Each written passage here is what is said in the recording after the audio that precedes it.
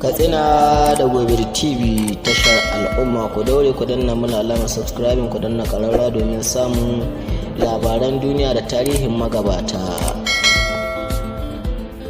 Assalamu alaikum wa rahmatullahi wa barakatuhu da Spurlin Nijar. Da fata alheri gare ku, da fatan an yi juma'a lahiya. Shugaban ƙasa, shugaban kwamitin ceton ƙasa Brigadier Janar Abdurrahman Chani ya tabbatar da cewa Yamai da Moscow za su ƙarfafa ƙwarin gwiwa soji, za su yi haɗin gwiwar soji da nufin ƙarfafa alaƙa da tattalin arziki da kasuwanci da ke tsakanin ƙasashen guda biyu, tarayyar Rasha da jamhuriyar Nijar. Lalle za a yi wani haɗin gambiza na aikin soji tsakanin Rasha da Nijar domin tunkara duk wasu makiyan Nijar na ciki da waje, da kuma ƙarfafa alaƙa da dangantaka fannin tattalin arziki, kasuwanci, noma, kiwo da sauransu.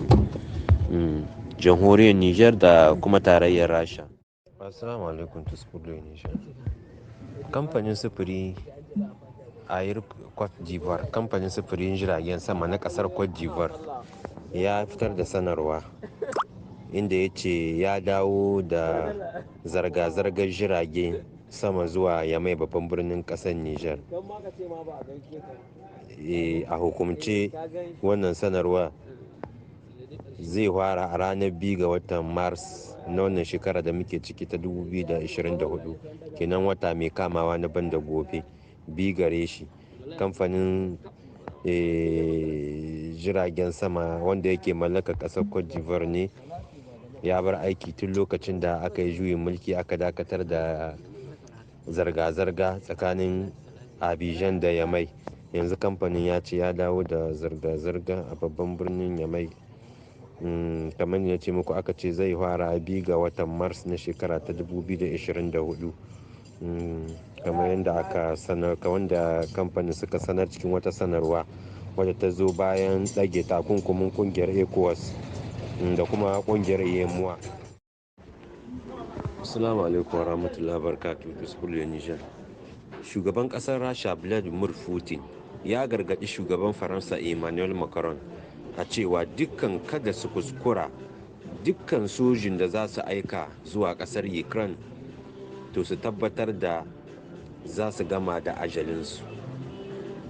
Wannan gargaɗi ne da shugaba Putin ya yi ma Emmanuel Macron, shugaban ƙasar Faransa, wanda ke kamfai na ƙasashen yamma da su ba da sojojinsu domin turawa zuwa Ukraine, ganin yadda Ukraine ke ci gaba da Rasha ke ci gaba da mamaye Ukraine, wanda tana gab da mamaye ta.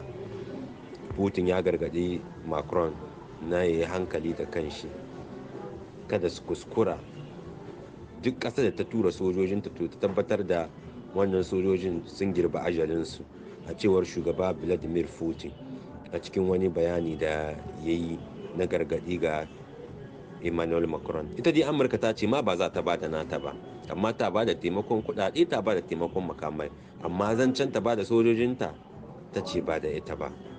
To su ma wasu ƙasashen Europe in na Turai da dama su ma sun ce ba za su ba da sojojinsu ba, amma dai tallafi sun bada. To Macron dai ya nace yana ta kamfai na ƙasashe yamma da su ba da sojojinsu domin tura su zuwa Ukraine. To amma dai yawanci ƙasashen suna taituwa suna nisanta kansu da kalaman Macron in na ce ba za su ba da sojojinsu ba, amma sun ba da tallafi. To kuma Putin shi kuma ya gargaɗi Macron.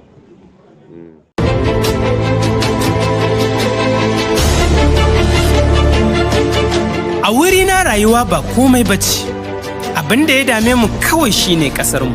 Idan har kun ga yunƙurinmu na ƙara hauhawa, ba don komai bane sai don samar da gobe mai inganci da tsaro ga al'ummarmu. Idanmu baya ganin komai sai son cimma wannan ƙudiri. Kokowarmu shine samar da cikakken 'yanci ga al'ummarmu na yankin Sahel. Matuƙar dai ina numfashi, wannan ya isa ya bani kuzarin ciki da waje domin ɗaga tuta da mutuncin ƙasata. Goyon baya da ƙarin kuzari daga ahalina yana ƙara mana himma a cikin wannan babban aiki na tsaron ƙasata. Sojojin ƙasar Nijar ba matsorata ba ne. Sojojin ƙasar Nijar mayaƙa ne, sun kwashe shekaru da yawa suna yaƙi. ƙasar Nijar za ta ci gaba da wanzuwa, kuma ƙasar Nijar za ta yi nasara.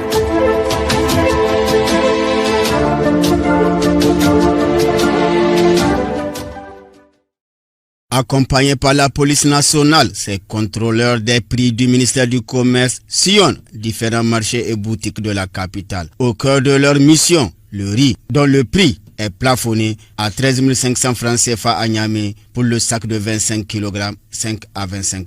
Pour ces contrôleurs, la première vérification repose sur la quantité.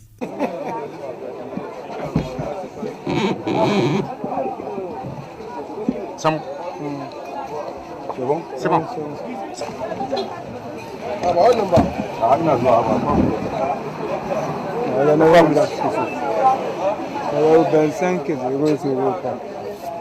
S'agissant du prix, Abdourahim Mohamed, vendeur en détail, parle sans langue de bois en invoquant une vente forcée à ce prix dont eux, les détaillants, sont les perdants. On est obligé de respecter, comme on nous a imposé de respecter les prix.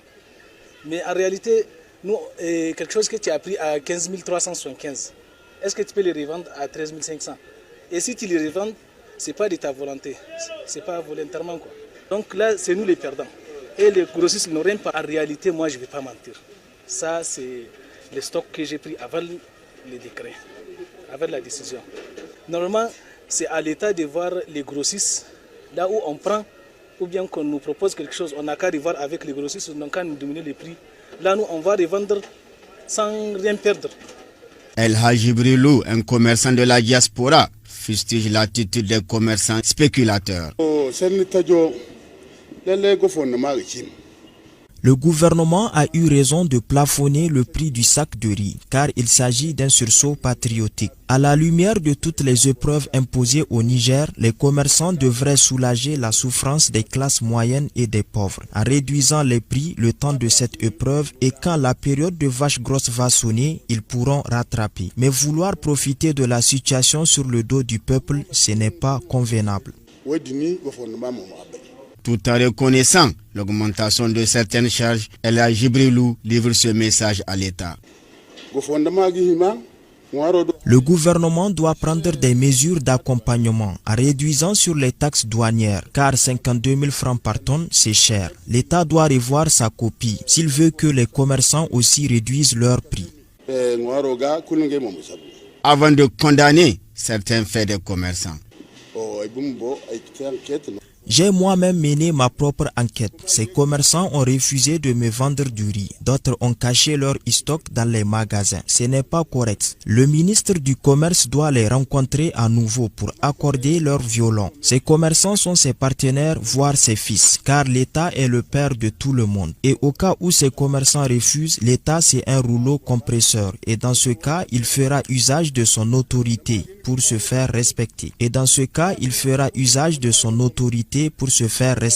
J'espère que nous n'allons pas arriver à une telle situation. Et les commerçants doivent arrêter de cacher leurs marchandises pour affamer le peuple.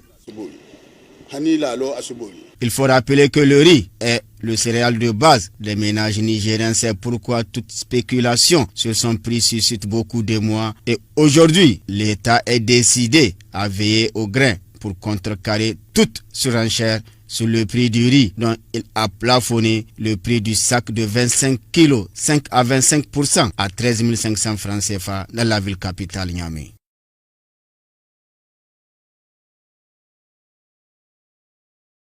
Kadena Kabudir TV Tasha Al'umma. Kulo da subscribe ku da na da magawara domin samun shirye-shiryen mu da zarar mun gura.